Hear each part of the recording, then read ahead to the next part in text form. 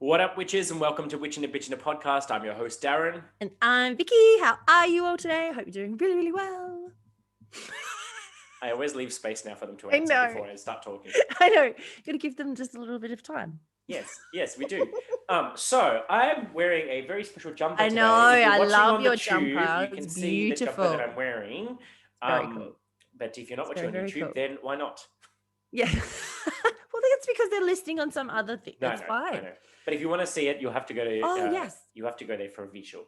Yeah, go for a visual. We can put a photo up of it. To describe it, it's like a face of a man with a mustache, and he has like evergreen hair, evergreen plants as hair with pine cones on his head. Pine cones.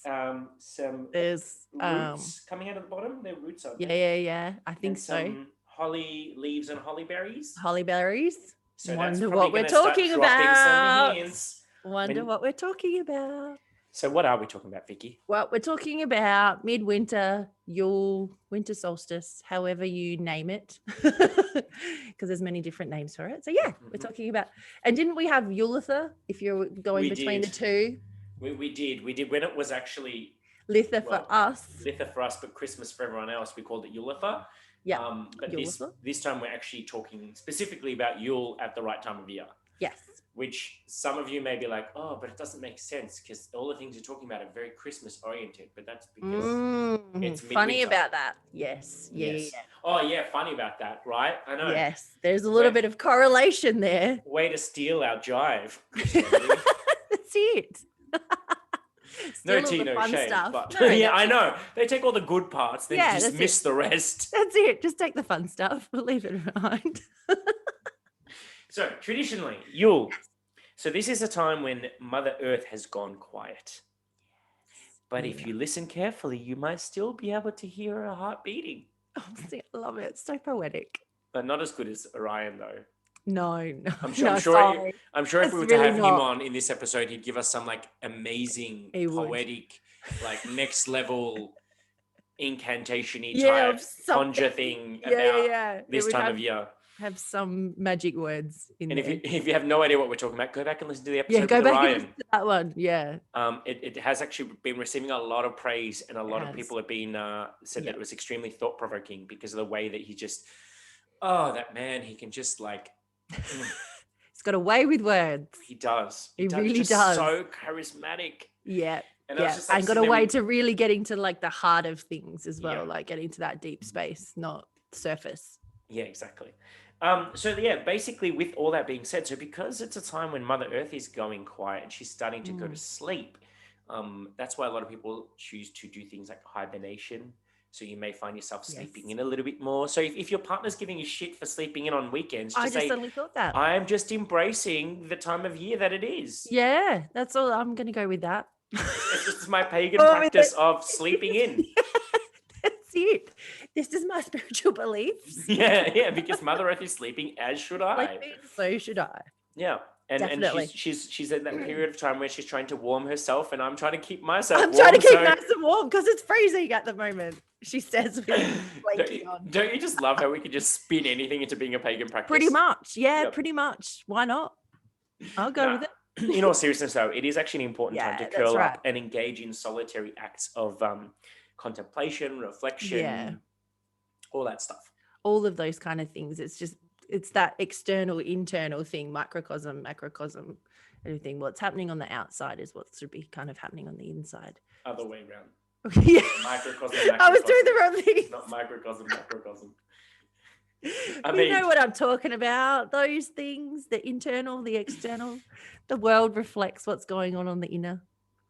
Do you know that the gym person in me, when I hear micro and macro, I just think of nutrition now. Yeah.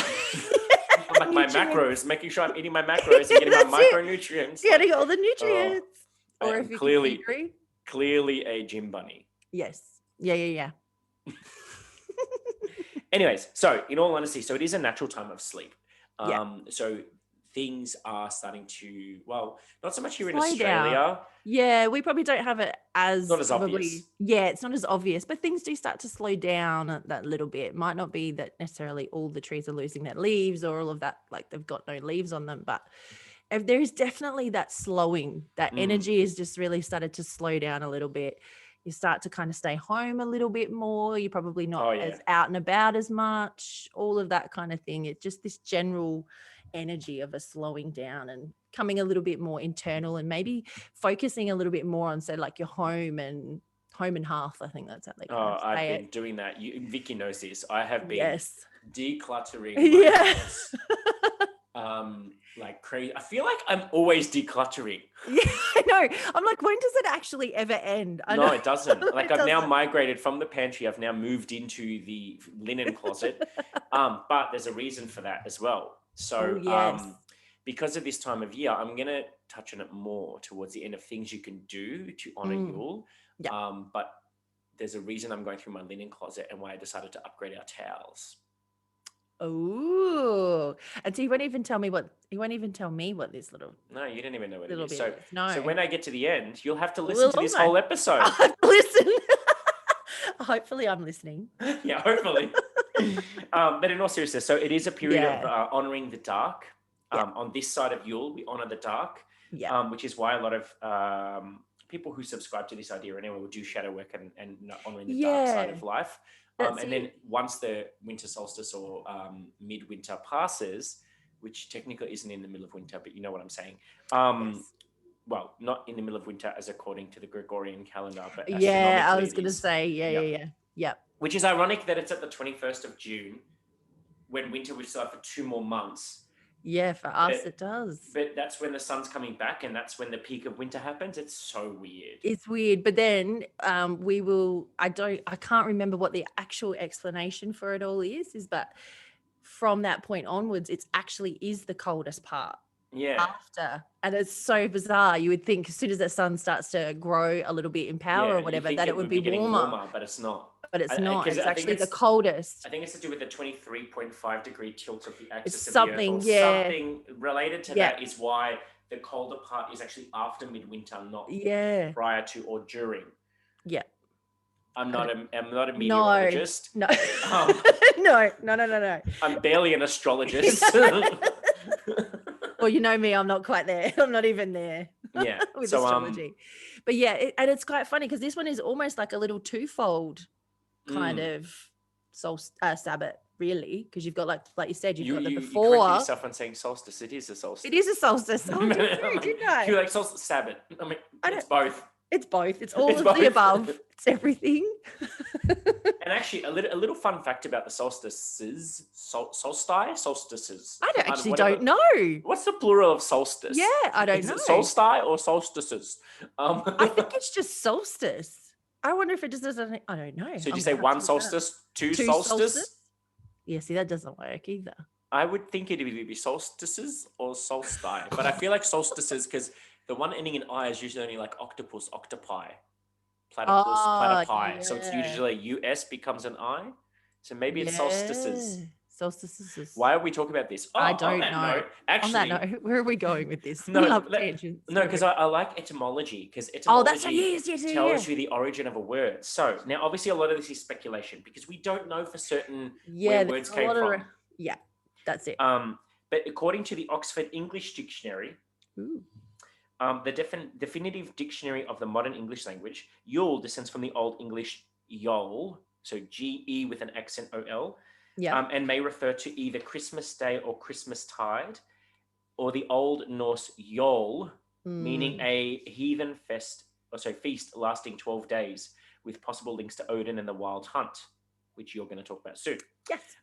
Or it can refer to the Old Anglican Yule, recorded by Bede in 726 CE, referring to the name of December and January, or the Old Norse Ilir, the month beginning on the second day of the week falling within November, and the Gothic Yuleis in Fruma Yuleis, meaning November. So there may also be other Germanic variants of Yule, like Yol, Yeul, or Yeul, two words. But this remains obscure. So basically, like what we believe, it tells us that the word Yule has been widely used since the mid-1800s as an informal term for Christmas and related festivities, while Good Yule has come to be an expression of excitement in terms of midwinter celebrations. So Ooh. like then there's other people that have said maybe it's actually supposed to represent joy or jolly, Yule, like Yeah, Yule there's that jolly. joy There's part. a similar Yep. translation. But yeah, so there's so many different like things. We don't know for sure where it come from, but it's actually like that's why when you say Merry Christmas in Scandinavian or Nordic languages, you say Gott Yule. So you Oh, of actually say Good course. Yule, Gott Yep. Yule, Yeah. instead of Merry Christmas, because they call Christmas Yule. They don't Yule call it instead. Yep, Christmas. it's not Christmas. But yeah, so I like how that it means that. And also on that note, while we're talking about etymology, we know that the word solstice from a previous episode, sol comes from Latin meaning sun, and sistere, which is the stis part, means to stand still or to make something stand still. And on the solstice, if you didn't know this, in midsummer, so the summer solstice, the sun peaks really quickly and stays above us for as long as possible, and then it drops really quickly. Yeah. So it's not like a slow, gradual thing. It's a quick It, stop. well, it actually Then back is a down. slow, gradual thing, but because of Just the so- direction yeah. it's going, it looks like, from our perspective, that it's staying still and then it goes back Yeah. down. On the winter solstice, the opposite. So it comes close to the equator, barely comes up to a point of about 20, it's about 24 degrees, I think, or something at the peak. Sure. If we're talking if you're midway between the pole and the equator. So in that mid, Yeah, in the midway Tropic of point. Cancer, Tropic of Capricorn, whatever that I thing was is. going to On say, both you got sides. all of them there. Yeah. So at that point, the midpoint between the two is where you see it come to that point. If you're at the like the South Pole for our midwinter, it's actually more like 24 hours of darkness. The sun never rises. Oh yeah, of course. It just never comes up, does it? Yeah. So it doesn't come up at all. Yeah, see, that just freaks me out. I'm like, that's amazing. That to That's- go the opposites, that extreme. If you're in those places with that's that like extreme. if you're in the North Pole or even the Arctic Circle, like some parts of northern Alaska, they Yeah. actually have like no sun for a few days. Or then in the opposite is also true on the summer solstice. They have endless sun. And you'd like for more than, and they actually go crazy because they don't have that circadian rhythm thing where they can shut down. Yeah, that you can shut down. It's what it hits it. Oh, it would be just so bizarre. I know that was a bit of a tangent, but we love a good tangent. Yeah. We love a good tangent. So basically the theme of this period is that it's a celebration. So we're celebrating the fact that the sun is starting to come back, life is starting to return, the winter's starting to end, although the fact that it's kind of just not started, actually. But you know what I mean? Yeah, that's it. The coldest part. We know that even though we're still approaching the coldest part of winter, we know that it's a sign that summer's coming. Yeah. So instead of doing a Game of Thrones, winter's coming, we're doing it's now. Summer's coming. Summer is coming. But like, let's talk about, because I know that Vicky, that you've got a little bit of a story about, was it you? Yeah, a story about the battles of the gods. I think so. Yes. Yeah. So at the two solstice. Oh, here we go. Is it solstices? Solstices. So at midwinter and at midsummer, there is in some mythology this battle between the two kings that are twins. So you've got the Oak King and the Holly King So one, they'll battle each other at the solstice, and one will then rule over the world for that time. So at the winter solstice, they do battle, and it's the Oak King that wins because it's the Holly King that has been reigning before. So if you think about holly, and it's an evergreen, so it's been going that whole time, whereas oak, it loses its leaves, it's deciduous. So then from this point onwards, now we're moving towards spring and summer and all of those kind of things. So the oak is getting its leaves and everything back. So that's one way that you can kind of look at it to see which one is at each time. So at the moment, it's I cool. always get those two mixed up. Yeah, so that's the way you can kind of tell, is think of the oak. Has it got leaves? Has it not got leaves? And that's how you'll tell. So the Oak King, they do battle, and the Oak King, Goat King. Oh, maybe we've got something else. We've got the Goat King as well. So the Oak King reigns from now onwards because we're moving into that solar part of the year. I love it. I love it. And actually, interestingly, it's also a time which is who's on your jumper as well. He's the you've got the Holly King. Yeah. Holly King. Yeah. So I'm honoring him, one, because this is the only jumper that I had. No, not really. It's the only one that I had that looked kind of midwinter-esque. but also because he's technically still in power because we Yeah. haven't hit the solstice yet. No, that's right. And that's the thing. That's why this one's a little bit of a twofold kind of Sabbath, where you've kind of got the point before where it's still the Holly King, and then you've got the point after, which is then becomes the Oak King, which also relates to other things. You've still got that darker time of the year, and you're still honoring that darkness on the eve, and then afterwards it then becomes about the sun god. It's kind of like when we have a being dark reborn. moon, like when we Yeah. talked about this on our dark moon Dark episode. moon, If you new haven't listened to moon. it, go back and listen. Yeah. But where we have the dark moon, which is where you do all the inner, and then the new moon, which is literally just after you start doing all the positive stuff you want to bring into your life. Yeah. So you do twofold, same as midwinter or the winter solstice is like the dark moon of the solar calendar. The solar calendar. Yeah, would be too. Yeah. Yeah. So what? And irony. So we actually spoke about this on our dark moon episode, that what we were planning on doing. Now, Vicky knows all about this stuff. I put it out there that I wanted to obviously meet I kept being called to a certain couple of deities that are in the dark goddess category. And I was talking to Vicky. She's like, well, why don't you just do a meditation and let them present themselves and just see who comes? And I knew nothing. I didn't do any research beforehand. I knew nothing about them. So I just went in. And as soon as I saw this person walking out of the shadows with deer antlers, I knew that it was the horned god, otherwise known as Kanunos. And yeah, let's just, I don't want to touch on it too much because I'm going to leave it for a future episode where we dive deep into deity. But let's just say that I found it quite profound that when I came out of the meditation and then I started doing research for this episode, I was like, holy shit, this is actually his time of year. There's so much synchronicity here happening. So much. Because then you had the dark moon as well. So you had that whole dark moon connection energy. plus now dark you've moon come of the into solar calendar. into the solar as well. It's like his time of the year to really reign. And so exciting. Now I'm starting to connect with him. So and this is like really the first time that I've really connected with a deity. Yeah, I've never really had a patron deity. I have a patron home, like I guess she's not, because Kuan Yin isn't really a goddess. Yeah, I was gonna say technically she's not really she's a goddess. Bodhisattva. She's not really a goddess, but she's the one that I honor. I mean, I have got things of other deities around, but it's not like I've done any work to honor them as a patron. Just as them. Yeah. But anyway, I don't want to go into too much detail. No, but it's just very like coincidental. Well, it's not, because we know there is no coincidences. But the timing of it all is just really beautiful. Yeah, all matches up really well. So, do we want to go into? I don't know. Which angle to go? Should we go into the mythology stuff after that? Or? Yeah, I was going to say after that it's probably good. I'll have a talk about the wild hunt, because he kind of goes. That makes more sense. He goes into that a little bit as well. And this is sort of the eve kind of stuff. So we're still in the dark side of this Sabbath. So the wild hunt is found in many, many different cultures throughout the world. So often we associate it more with, say, the Celtic or the Norse, but it's found through many cultures throughout. Well, that there's the myths of the wild hunt, which is when there is a leader of the wild hunt, which for some it can be Odin, it can be Herne.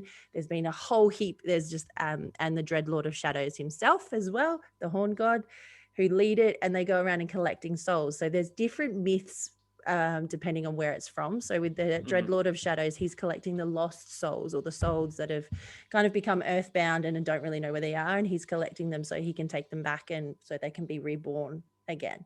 There's other ones where in some of the Celtic myths that they're collecting souls of those who are evil and they're coming to grab them, so to speak. And then the Norse one, it can be those that are battled. And you can see this through the sky. It's often either at twilight or at midnight. They're the two kind of night times that they are. And it's just this myth of this wild horde that go through spirits that move through the sky. And for some cultures, it was seen as like a bad omen. If you actually saw it as well, it could mean that there was a death coming. Wow. Yeah. So there's lots of really cool stuff to do with it, with the wild hunt. And you can also it was that whole very primal, very primordial kind of feel to it all as well. And then there's other versions of it where you're kind of running through the forest, and it's more to do with like that wild abandon and that wildness that goes with this time of the year as well. So yeah, that's the wild hunt. Yeah. like that. And it is. It's through all. There's different kind of myths that go behind it, depending on which culture and things like that you look at it from. But that's kind of the general thing of what it is. I like it. 'Cause Yeah. I've actually seen that there's a lot of tying in with that. There's something that some cultures will do is that they will guise. So guising is where you dress up as, and so they'll Yep. often dress up as the horned god, or Yep. customarily back in their Middle Ages, they used to put antler kind of headdresses on Yeah. Doing the kings and headdresses. noble people and stuff like that during this time of year. Yeah. And still to this day, in places like Sweden, they actually create effigies out of hay of like a goat. Yeah. That's So it's really like a goat cool. creature, and they put like a red ribbon around it, whatever, and that's supposed to be representative of Yule and whatnot. So it's actually like you see a lot of this symbology exists in so many different cultures, even today. So many. Yeah, it's still there. It's still quite alive, that kind of tradition. So if people say that the pagan gods are dead, or that paganism itself is dead, you are clearly not looking. No, because it exists everywhere. Yeah, that's it. It's in things that you don't even realize are a part of it, are all in there. Yeah, exactly. And see, in Serbia, we don't talk about, because there's two different people. There's Sveti Nikola, which is Saint Nicholas. Yeah. So he gives gifts on the 6th of December, I think, St. Nicholas Day, officially on the calendar of the religious calendar. But then at Christmas time, we have a different dude. His name is Deda Mraz. So Deda Mraz, actually, I think it translates as like Grandfather Moss, otherwise the Green Man. Oh, so interesting. At Yule or Midwinter or Christmas, pre-Christian Christmas, Deda Mraz used to come and he would give gifts. And if you were bad, he would put a lump of coal. Funny that there's a lot of crossover here. Little bit of crossover. Yeah. So Deda Mraz, we used to come. I'm pretty sure it's Mraz. That translates as moss. Now I'm going to have to check myself. Now I'm doubting myself. Why am I doubting myself? No, don't doubt yourself. It'll be fine. Let me just double check because otherwise the Serbians will come for me. Mraz. But see, even in a lot of like ritual work. Oh no. Frost. Idiot. Oh. It's frost, not moss. Frost. It's frost. So it's like it's like the Jack Frost, I guess would be closest equivalent. I always thought it was moss. Why did I think moss? Anyway, it doesn't matter. But yeah, so he's Grandfather Frost, and he would come and he would deliver like good things to you or take things away. But it's that whole symbology of winter and whatnot. Which is all that the sort of offerings and gift giving and things like that. Good segue there. Like that.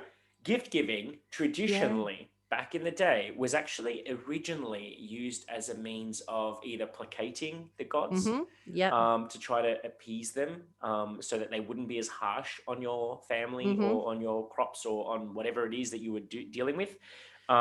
Because I mean, we got to remember that like back in those sort of times, like they very much lived from the land, and their life really depended on the sun and all of those kind of things to actually survive. Yeah, it's not like go down the supermarket to go grab whatever they wanted. It was, and they couldn't just turn on their like central ducted heating system to warm up like we can these days. That's it. So that's where all that's it. Just chuck it on. Or just go grab an Udi, if someone lying around. That's it. But yeah, so the gift giving aspect of things is kind of something that's carried on traditionally as part of like Yule, otherwise Christmas. There's that side, but there's also the side that you're wanting to gain favor. So by giving a gift, it's that reciprocity. If I give the gods a gift, then they will give me a favor.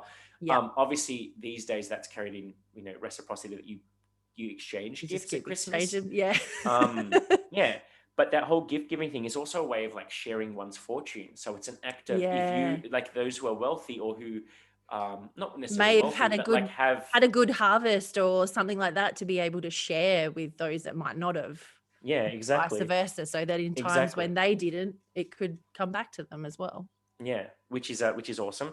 But and so that's kind of carried on from there. And I guess on that note, some of the other symbology that you may not be aware of is that obviously you've got the birth and rebirth, which is, we touched on it before, it's the whole birth of the sun god. The sun god, yeah, where he kind of changes from, I guess, his mantle of the Dreadlord of Shadows or the sacrificial one, and he's reborn again with the because he goes into the underworld and then gets reborn. Yeah. Funnily enough, that sounds a little familiar. Someone at Christmas giving birth to someone that would be seen as a god of light Hmm. A little bit similar. I've heard that Hashtag before. triggered. No, I'm just kidding. But no, in all honesty, like, and I'm not, no tea, no shade on Christianity, but we all know it's historically proven that when the rise of Christianity happened, it was the easiest way to convert people to your philosophy is to just adopt their traditions or their practices and just relabel them. Yeah. Just Yeah. rename them. So Christmas is Christ's Mass, which is what they replaced the word Yule, because Yule is connected to paganism, whereas Christmas is connected to Christianity. So one and the same. That's where it is. Yeah. One and the same. Yeah. And in no ways am I coming for Christianity. I do believe that there was a person by the name of Jesus of Nazareth that probably walked this earth 2021 years ago or thereabouts. But I've done my own research for fact checking and found that he wasn't actually born at Christmas. I was They going to just say it was aligned it with actually Christmas. a different time of Different the day. year. But they aligned it day. just, and it's like, this is the thing. I'm not dissing on any religious practice, but it's the whole idea of belief is to believe in something. So why not align it to a time that it suits the narrative in order to give people that option of belief? So, because I know that there are some witches who watch our channel who are still Christian. They haven't like renounced Christianity because they're witches, but they're secular witches. Well, no, their witchcraft practice is not a spiritual practice, it's a secular practice, but they still embrace their Christian belief system. So I'm trying to obviously not diss them because we're all different people. But just, Christianity has taken a lot from us. Yeah, and it's just understanding, I guess, those roots of where different things come from and what they might have been. And exactly. And again, it was a different time. It was a completely different time when they were mass trying to convert people and things like that. So you've got to change things around a little bit. Exactly.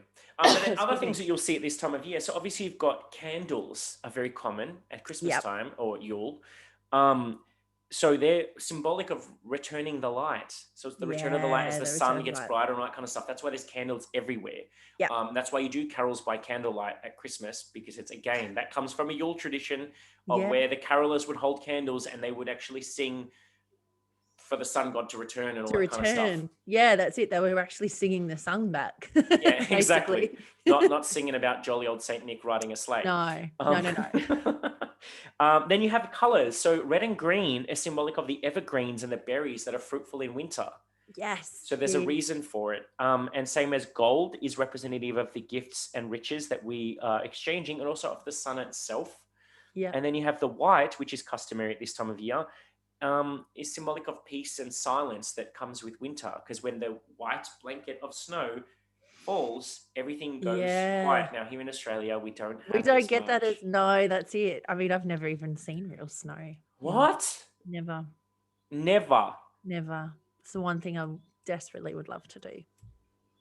I've never seen real snow. I mean, I've seen snow, but I mean, when I say I've seen real snow, the snow that we get in Victoria is hardly real. There's a layer of real, but then there's a layer of like shaved ice that we put on top of it to make the snow fields more snow. That's it. To make them a bit more fluffy and a bit Yeah, I haven't been to the real snow, like, which I want to do when we go to Canada next. I want to go and experience like the soft, white, fluffy snow. The real snow. The real stuff. Yeah. Yeah. But so you have that. Then evergreens. Now here's a bit of a fun fact. So if you want to make your house smell nice this type of year, because it's one of those, like, I'm very sensory, so I like to have those, love that. Like if you think of all the candles that come out at Christmas time, which I just buy them at Christmas, but I burn them. That's it. Just keep keep them in there. Save them for 6 months later. So I actually have on my table right now, I've got candles that have got evergreen smells and berry smells and kind of the cinnamon and cardamom and all of that, like, the mulled wine kind of smell. Yes, because it's this time of year that I celebrate those kind of warming smells. Yeah, there's exactly. that warming effect to them a little like bit. Ginger and just exactly. Cloves. So the evergreens are actually symbolic of life, strength, perseverance, and protection, because if you think they're the only trees that survive in winter, which is why those herbs and smells are supposed to be good for protection. I love that. Yeah. Love it. And then you obviously never thought of it that way. Well, because it makes sense. It does. Right? It makes complete sense. Yeah, that's so right. This is why like, it's through doing episodes like this that I really reflect and like, shit. I just know that people say pine needles. Yes, are good that's for protection. right. Yeah. But it's interesting when you start to find like what's behind that, or where that's come from, where that association, I guess, has come from. Yeah, which I like.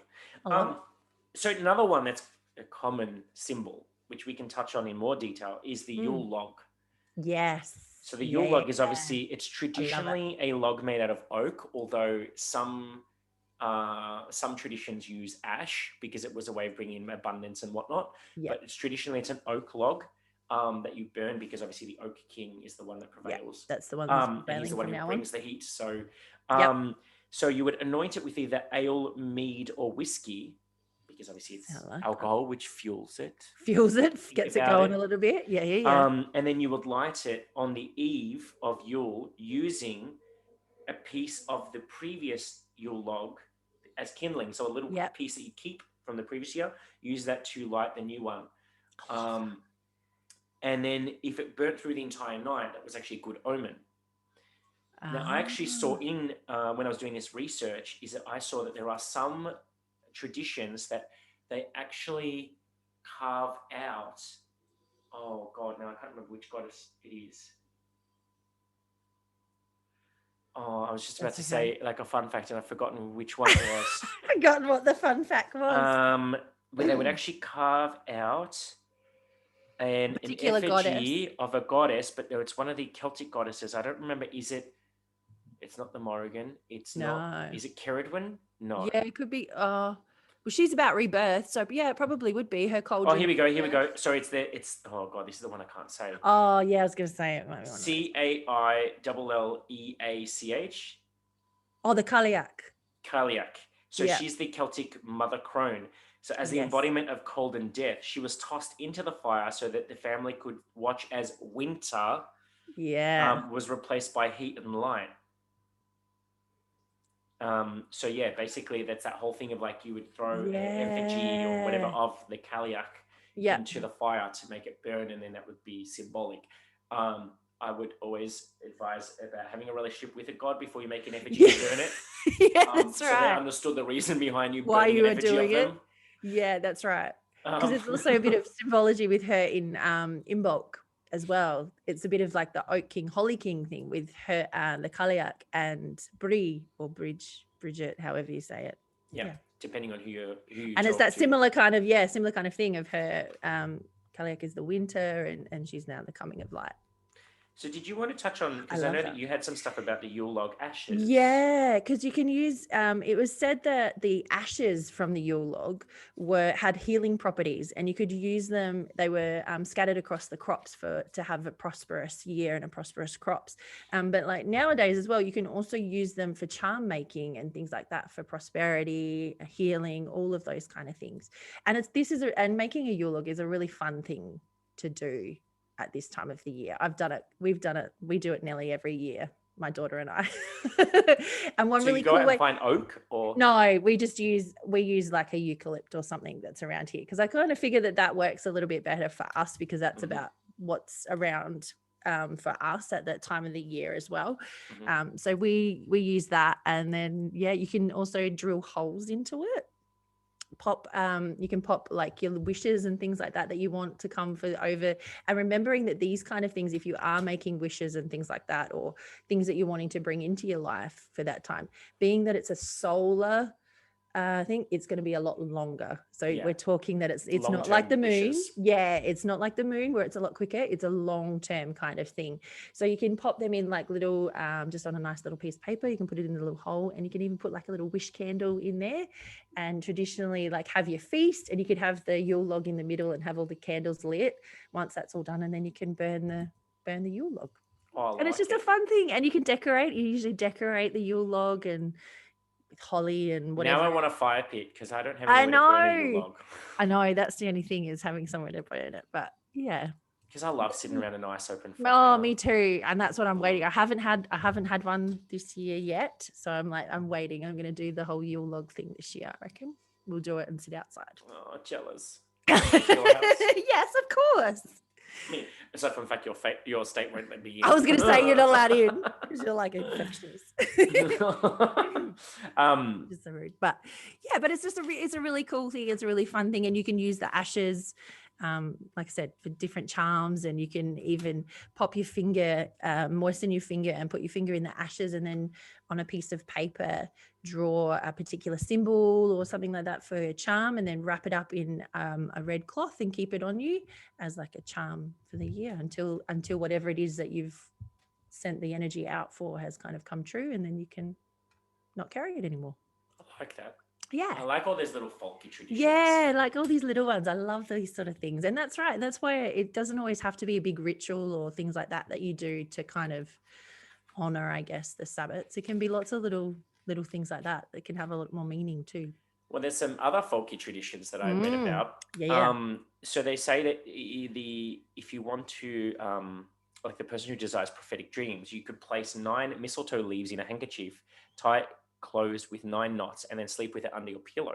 And that's said to bring prophetic dreams to you. Love it. Apparently, if you open all your doors and windows at midnight on Yule, then evil and unkind spirits will depart. They're like, get out of here now. Exactly. Done. And they say that if you're born on Yule, then it means that you have a gift to see the little people. Ooh. And they say that you should remove or take down your Yule tree by the 12th night, or there will be bad luck. So that's like 12 nights after 12 Yule. nights. Yeah. Is when you're supposed to take it down. And it's funny because that tradition also carries into Christianity I was about as well. to say, yeah, the 12 days of Christmas. Exactly. I think that's the only ones that are related to Yule. The others are related to New Year's, which doesn't make sense in the Southern Hemisphere because it's the wrong time of year. I was going to say there's a lot of though. Yeah, there's a lot of crossover with that. Yeah, well, because it's so close to each other. Yeah. And actually, so the book that I'm reading this out of is actually the Llewellyn Sabbath Essentials for Yule. Yeah. So this is an amazing series. I've got all the books for the different Sabbaths. It's just a way of like really getting in touch with each of the Sabbaths more intimately. Yeah. And it's got like both traditional things, modern things, ways that you can celebrate it, ways you can honor it. And it's fun ways to little like craft activities or cooking if you're a kitchen witch, which I am not. But I like the crafted little activities and stuff. Yeah, I was going to say there's all little craft things. Oh, well, on that note, one of the little craft things that you can do is you can make a little gingerbread man, soldier dude, gingerbread man puppet to safeguard your gift. So the thing is, you're supposed to get like a gingerbread man cutter, like a cookie cutter shape. So you draw it on two times on yellow felt, then cut him out, stitch him up, but then leave a little gap. And then you put your stuffing in there. But you're supposed to put him, hang on. So you're supposed to put, stuff him with sage and cinnamon, shredded gift wrap or ribbons, a few small bells to help sound an alarm, and bits of snowflake obsidian for grounding. Oh, I love this. I love it because it's obsidian too. I was going to say. Yes! And then you sew him shut and you bless it to purpose by holding it in front of the Yule tree or gifts while repeating the following. So once you've made him, you put all that stuff inside of him, you sew him up. You got to breathe life into him. You put a little like cross thingy, like a soldier's cross or a little belt or something across him to make him look all authoritative. He's all like tough. And then to breathe life into him, you say, guarding now this sacred ground, keep our gifts quite safe and sound. So then you would just like say that over and over and over, and then you can hang him like either on the tree or stash him amongst your gifts, and he's supposed to like basically keep people away. Or also warn so that like if you've got kids, it's like you can tell them like he's going to tell me if you look to see what's in your presents. Yeah. Because if you try to touch your presents, it will make noise and I'll hear it. Oh no, he'll sound his little alarm. So the idea is you're supposed to keep him out of reach. But it's supposed to be like so that kids don't just so they don't just grab him. yeah. And also because you don't want their pets eating him. Oh He's got no, all that in there. No, that's a good point. Especially if you've got a dog. You've got to be practical. I was about to say, might they last 5 seconds in my house. Because you've got to be practical with your witchery as well. So the other thing you could do is if you want to be a little bit more like creative, if it's not just about gifts, like you could also make like a little heart-shaped puppet. And you could stuff it with rose petals, saffron, and attach to a sprig of mistletoe to encourage love, affection, and goodwill. Oh, lovely. Or you could stuff a tree-shaped puppet with evergreen needles and juniper berries to bring the protective powers of the evergreen into a room. And plus it smells good too. I was going to say, and it would smell really nice. Yeah, and then you can hang this over your front door to safeguard those who enter or leave your home. So I I did this for a Yule Log episode, and I was looking for them, but I packed them away. I have my cinnamon stick Oh, of stars course. Yeah, yeah, that I yeah. put little bells on, and I had them hanging around Yep. the house because then the bells would kind of dispel energy in the room. Yep. And the cinnamon sticks would be protective, but also would just make it smell nice. It would smell good too. And on that note, another segue, you could do a house cleansing. You could. Yes, you could. And this is going somewhere else too. So with the house cleansing, obviously, well, normally winter holidays, northern hemispherical winter holidays, you have a lot of people Being that coming it through does your come to house. Christmas, that it Yep. does coincide with Christmas. But if you do celebrate Yule and turn it into the Christmas in July, there's Yeah. a reason why we do Christmas in July. That's right. That's a thing because of Yule. Yeah. And plus it makes sense because Yule, if you spell it the traditional way, is J-U-L. J-U-L. Yes. July. Get it? Mm. Anyway, sorry, I didn't mean to sound condescending. That's my Cap Rising talking. No, so because obviously you have a lot of people coming through your house, it's a great time to like set the stage, do a quick house clearing. You can either smudge or smoke your house, entryways, corners using sage, sweetgrass, juniper, cedar, asperge. Yep. Or asperge, It's just sort of like with salt water. Sprinkle. Yep. And then moving dosal. Is that how you pronounce it? Yep. Dosal. I never use these words. DSL. That's how I always say it. DSL. Yeah. Okay. Yeah. So it's counterclockwise from one room to the next. And as you work, you have to repeat this little thing. So may the winds inspire you, earth protect you, water heal you, and fire always warm the hearth. And so you're supposed to either clap your hands, or I like to bash pots together. Yeah. Yeah. I was going to say, or singing pots are bowl, awesome. Yeah. any of that drum. stuff. You got a drum. Yep. So you're supposed to like disperse the stagnant energy and then use a bell or rattle to welcome in fresh sacred energy. And if you have more than one or more sleigh bells, then you can do that for midwinter cleansing. So you can get little sleigh bells, you know, little ones that ones. sound like the little Yeah. Perfect. It's also like, because it can just be fun as well. So you can get the kids involved in that one and walk around and go, hey, we're just going to clean the house and shake the bells and do all that stuff. And kids will love it. Anything that makes noise. I was going to say they love anything that makes noise. But it's a really beautiful way of being able to create like little traditions and things like that you can do each year that's not hugely out there or anything, that you can just incorporate into your family and into your life. Yeah. Which I love that. And then actually, no, I'll come back to that. There's another thing you can do if you're wanting to do acts of service. So, because obviously this time of year is all about giving. Now, a lot of people may not be in a position where they can necessarily give things to people because Christmas is at the other side of the year. And if you're trying to live it as a witch who people don't know that you're a witch, maybe you give your gifts at Christmas like everyone else, and maybe you leave this to be a more sacred holiday. So something that you can do is you can give to those less fortunate. So because it is the middle of winter, like this is the time of year where if I'm going through my linen closet, see, this is where I'm segueing, and I come across any like old blankets that I no longer need, because let's be honest, your taste changes and all that. But there might be good blankets, but they just over them. Yep. Or you've ended up with too many. Yeah. So you just don't use them. You can take those blankets and rather than just tossing them out or taking them to landfill, take them to like a shelter, or take them like, if you know, like I know in the city in Melbourne, there's often people that they rough it. They sleep out on the streets, and like this winter has been fucking cold already. That's right. So we're not even into the big part of it yet. So even just going up to a homeless person and saying, hey, I can't give you much, but what I can give you is a nice warm blanket. Yeah. They will literally look at you as if all their Christmases has come at once. Yeah. Because sometimes that's like simple things like warmth, food, shelter. They're the things that can impact them the most.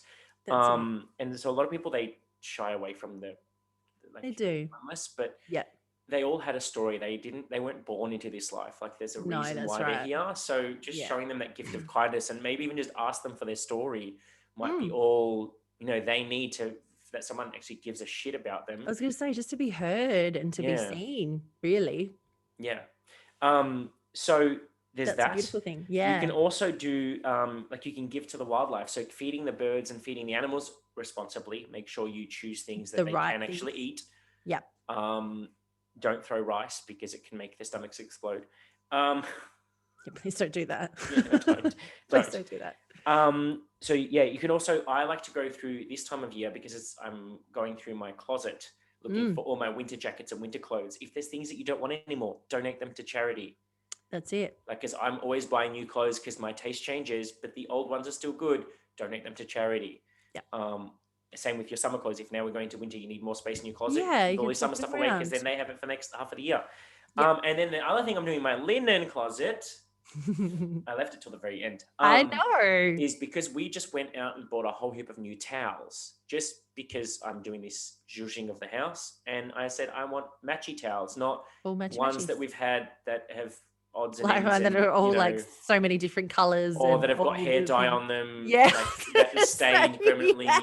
or bleach when I peroxide my hair a few times and it dripped on the towel, like that kind of stuff. But they're perfectly good towels. They don't look as visually appealing. So what I'm actually going to be doing with mine is I'm going to be contacting the local pound and lost dogs I was homes gonna and say, stuff. yeah, the animal shelter. Because they can use them, well, one, to dry the dogs if they're washing Yep. them, or two, as bedding. Yeah, I was gonna say they can use them for bedding and things like that to help keep them nice and warm. So I'm actually I've folded them all nicely, all the ones I'm getting rid of. Beautiful. Like, I've got actually just a massive stack. Yeah. Because I want new ones. But yeah, so I've folded them all nicely, and I'm just going to take them. Well, I have to find one that's within a certain kilometer radius of my house at the moment, but that's okay. Of course. And then just asking them, hey, do you want some freshly Yeah, washed because towels? they're always looking for them, Yeah. anything like that. And So it's also the same with blankets and things like that too. Yeah, blankets as well. Like, I mean, yeah. And if they are ones that are perhaps a little bit more tatty or something that you perhaps couldn't like donate somewhere else, animal shelters and things like that usually. Oh, they'll take them. Yeah, because they're to going to them, be it's dog beds and dog things like beds and that. whatever. They don't care what state it's in or what it looks like. Yeah, I mean, as long as it's in there, but that's it. Yeah, but that's it's one of those things that, like, Yeah, and that's another a really way you can beautiful give way of doing it. gifts, but you don't have to spend any money. It's literally you're just No. clearing out clutter. So you're cleansing your house Yeah. while also giving gifts to people who will be able to use them. Yeah. And it's that whole being a more, I guess, It's sort of not expecting something in return. yeah. Either. Like, it's that genuine, it's just going to help somebody else, and that's okay, and that's what it is. And you can give of your time and give of things like that you can do as well. It doesn't always have to be material things. And it's also better for the planet. It is, yeah, that's right. It's about being, reusing them, giving them to someone else. Rather than going to landfill. Exactly. Because, I mean, what else do people do with their clothes? That's usually what happens. Some people donate, some people don't. So this is a bit of a reminder that you can do these things to be more ethically responsible for the planet, as well as also giving gifts to other people. But then in my true spirit of me, because you know that tarot is life. Tarot is life. So I will be doing both of these spreads for myself on Yule in the lead up to. So one of them you could do is a tree spread, because obviously the tree is very symbolic of Yule. Yep. Like the pointy tree, like you draw when you're a kid. I was going to say like the triangle tree that you do for a Christmas tree kind of triangle, thing. What? You just did a star. Oh, no. Like you could just do it like literally it's almost a triangle, to me, like it a looked point. like you were drawing a star. And I'm like, what? Oh, was it? Yeah. Anyway, so it's got the point at the top and then the wide base and then a little trunk. So you would shuffle your cards, obviously with the intention of revealing what it is you need to know in this context. Yeah. So at the base, you put the first card is at the bottom. So card number 1 is a signifier. So this is like basically the root of your problem, or signifies you, who you're reading for, like what state you're in or what's happening at the moment. Yeah. Then you have, so 2, 3, and 4 go from left to right. Yeah. So number 2 on the lower level represents your ideas. Number 3 above the trunk represents your inspiration. Number 4 to the right represents your plans. Ooh. Then the next layer up, you have 2 cards, because it needs to get smaller. It needs to get littler. Yep. So for that level, you've got number 5 represents the process by which you will bring your plans into fruition. And number 6 shows any interventions or obstacles that might affect your progress, beneficial or otherwise. Mm-hmm. And then the tip of the tree shows the final realization of your plan. So the gift of your completion. Oh, I like that. So it's like the star on the top. Yeah, I was going to say it's like the star. Or another one. Imagine if you got the star card. Oh my God. Cool. That would be, imagine if you pulled the star card at the end as a star on the tree. How cool would that be? And another one you could do is a Midwinter Solstice tarot spread. So you place the signifier at the bottom. So that imagine yourself deep within a winter cave. Yep. And you're contemplating. Yep. everything that Midwinter is Everything all that's about. happening. Yep. And so card number 2, which is, so you're making like a little arc this time. So it's like as the sun Oh, is okay. passing over. So on the left, you have card number 2, which is a card of contemplation. So if winter is a time of reflection, evaluation, contemplation, how is this affecting you? What are you thinking about? Then coming up in the center, you have card number 3, which is a card of celebration and action. So having reflected on the past year, how will you move forward, or what's next? And then card number 4, which is to the right-hand side, you have, it's the card of light, realization, and success. So as the sun reappears and light returns to the world, where will it find you? Ooh. So Oh, I like that. in either one of those spreads, if you want to pull any additional, like more information or clarifier cards, you can do that as well. And if there's a card you want to know more about, pull a new card and place it next to or above the original one and examine the second card to see what it tells you about the first one. And yeah, so basically you can adapt them as well. You could also do this with, by the way, if you're not into tarot, you could do this with angel cards, oracle cards. Yeah, you could do this with all sorts of runes. things. Yeah, you could do it with all sorts of stuff. It's just the kind of layout with the particular meaning behind each position. Yes, exactly. I love it. That's cool. So I like tarot spreads. It's cool. It's a little addictive though. Yes, it is. Yes, like, and sometimes designing your own spread can be fun, but I like that, I mean, in these books, I didn't make these up, they came from, but I think in most of them, they give you a tarot spread for each of the different Sabbaths. So if you're like me and you like to do, I do tarot spreads every day, but if you like to do them specifically on the Sabbaths for the greater periods of life or for more specific insight for the Sabbath, then that's a good little Kickstarter to get you kind of thinking about what symbology would be relevant at that Sabbath. So a tree for Yule, or an arc as the kind of shapes, over you, all that kind of stuff. And then also kind of, I guess, the themes and things as well, of what the Sabbath's actually about, as to what those positions might actually mean, or might be like the purpose behind the reading as well, which is really cool. And now, I was going to say, if you are a closet witch and you're wanting to celebrate Yule, but you don't want anyone to know that you're celebrating Yule because you don't want them to think, why are you celebrating Christmas in July? I mean, you could just call it Christmas in July and say, that's it. You're just doing what Christmas the in modern. July. Why not? It's because it's a common thing these days to do a Christmas in July celebration. Yeah. And then subtext is that you're celebrating winter and all that kind of stuff, and getting through to the what we've already talked about. But otherwise, you could always pin it with one of the other secular holidays that are existing around this time of the year. So you've got the Fête de la Musique, which is the World Music Day, which actually falls on June 21st. So you could just say you're celebrating that if you're a very musical inclined person. Yep. There's Canada Day, which falls on July 1st. There's US Independence Day, which is July 4th. There's my birthday, which is July 6th.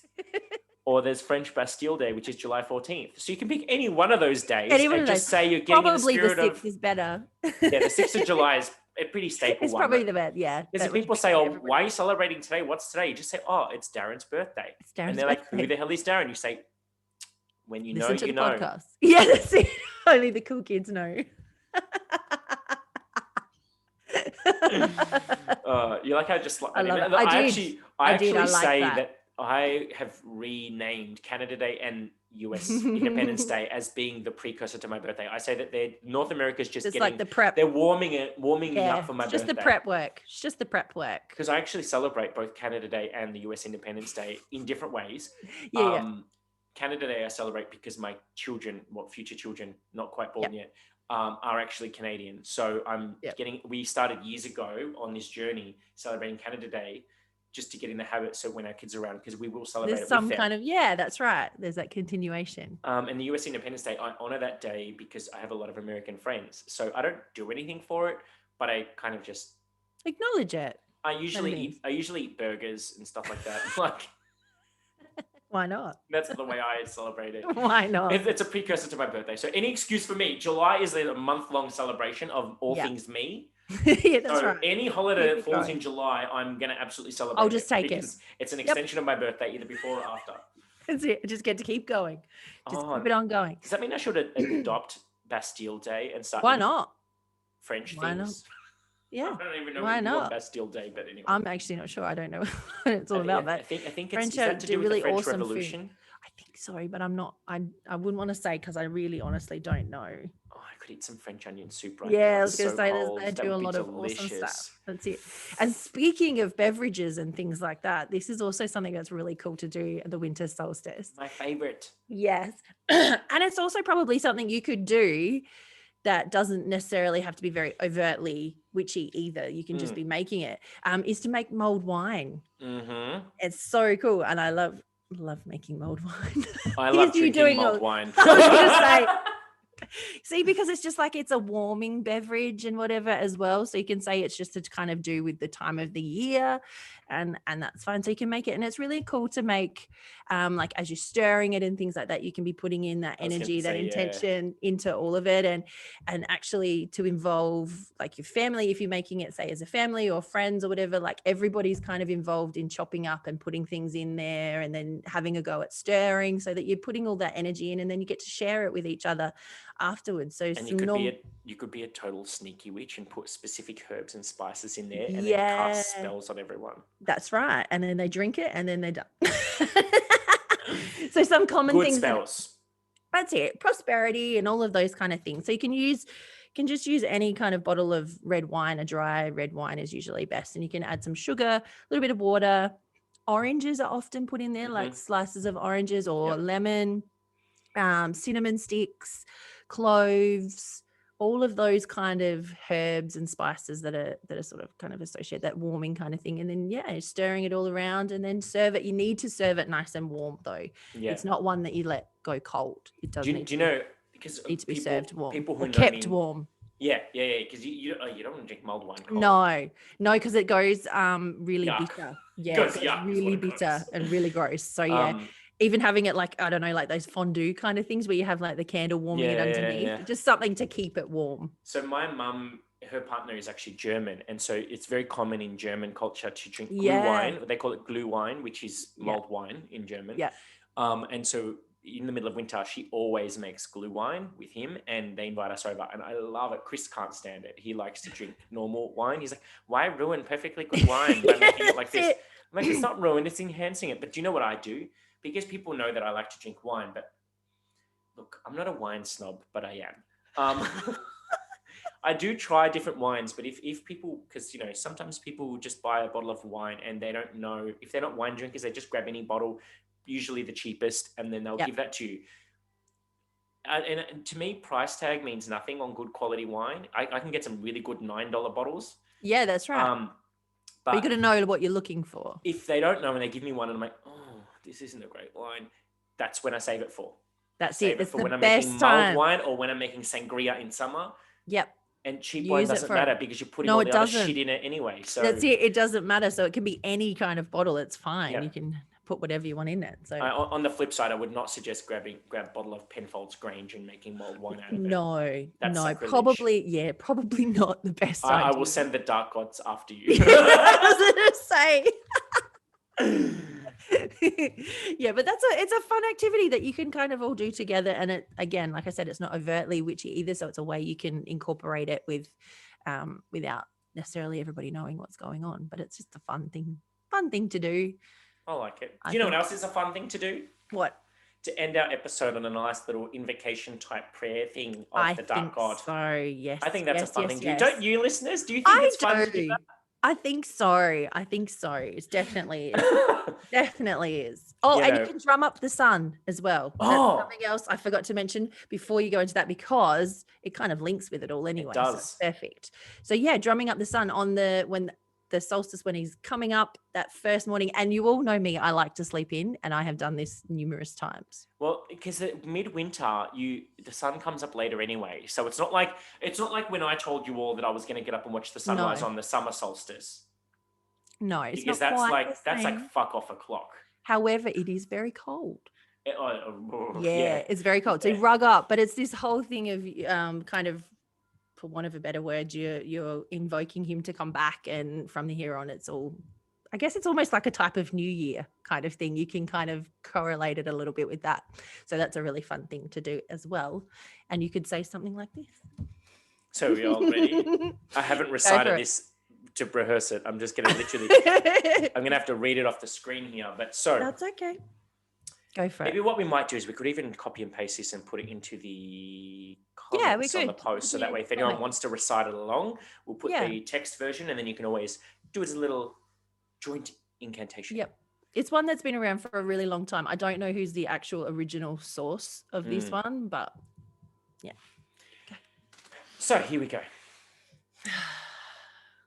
Listen to the words of the dark god, who was of old called Acheron, Kama, Anubis, Hades, Morse, Hodder, Kununos, and by many other names. I am the shadow in the bright day. I am the reminder of mortality at the height of living. I am the never-ending veil of night where the star goddess dances. I am the death that must be so that life may continue. For behold, life is immortal because the living must die. I am the strength that protects, that limits. I am the power that says no, no further, and that is enough. I am the things that may not be spoken of, and I am the laughter at the edge of death. Come with me into the warm enfolding dark. Feel my caresses in the hands, in the mouth, in the body of one you love, and be transformed. Gather in the moonless night and speak in unknown tongues. The dark mother and I will listen. Sing to us and cry out, and the power will be yours to unfold. Blow me a kiss when the sky is dark, and I will smile. But no kiss returns, for my kiss is the final one for all mortal flesh. I love that one. Goosebumps. Love it. Yep. So Beautiful. good. So good. So you could even join along and do that. So I know what I'll be doing now that Kununos has become my patron deity. Correct. I've actually got, I'll reveal a little thing. So I actually found one incantation specific to Kununos. Yeah. And I have printed it on paper, and I'm yet to do this next part, but I'm going to stick it on the outside of my mirror, not my mirror, my your shower, because you know how I like to do this thing. In the shower. I love it. So I'm going to stick that there, so then that way when I'm in the shower, I can do my little invocation of. I love it. And people are like, but why in the shower? Kununos is a god of the wild. He's a god of freedom, and he's a god of like letting go and being bare and vulnerable and all those things. Yeah. So when else am Why not? I'm just going to walk around naked in my house all day. It's cold. I do it in appropriate places like the shower where the water is warm. Nice and warm. See it. So you bear all, you guys sky clad, and you recite things to the gods. Why not? In your natural birthday suit. Yeah, that's it. Perfect. It all works out perfectly. But yeah, why not? Do you know, now it's funny. I've only just started a relationship with him. He's chuckling. Yeah, hey. I can hear him already. I've done a lot of work in the last. I was going to say you've done a lot. How long has it been? 4 days. 4 days of me meditating every day with him. Yeah, 4 days. And already I'm forming a really good connection. Like he's very, The dark gods are not to be feared, people. I can speak firsthand to this. They're actually, they're not. They're intense. Yeah, and that's what it is. It's more the intense energy. It's not a scary energy. No, but sometimes intense things can be scary. They can be, definitely. Yeah. But anyways, on that note, we hope you enjoyed today's episode. Happy winter solstice. Go eat, drink, and be merry. Yes, definitely. And get some old wine. Get some eggnog and some mulled wine into you. Yes. All of the above. All of the above. I know what we'll be doing. Yes. Chris can make mulled wine. Why? Because I said so. Because we are. Because we must do it now.